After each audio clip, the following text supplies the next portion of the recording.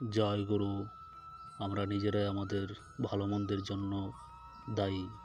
শেষে ঠাকুর বলেছেন, আমরা ভালো মন্দ যা কিছু করি তা পরমপিতার শক্তিতেই করি। পরমপিতা চান যে আমরা ভালোই থাকি এবং ভালোই করি। তাকে যারা ভালোবাসে তারা ভালোই করে। মন্দ কাজ করলে পরমপিতার দেওয়া শক্তির অপব্যবহার করা হয়, তাতে আমাদের নিজেদেরও ক্ষতি হয়, অপরেরও ক্ষতি হয়। আর তা কখনো পরমপিতার অভিপ্রেত নয়। যারা তার দিকে যতখানি অগ্রসর হয় তারা ততখানি আশীর্বাদের অধিকারী হয়। নইলে তিনি সবার কাছেই সমান।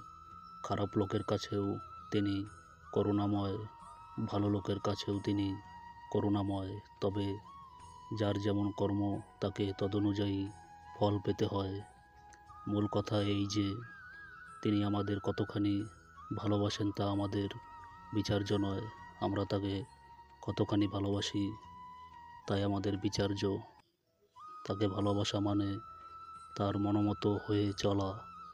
তিনি জীবনস্বরূপ, তাকে ভালোবাসলে চেষ্টা হয় কেমন করে প্রত্যেকের জীবনকে সন্দীপ্ত ও সমৃদ্ধিত করে তোলা যায়। জয় গুরু।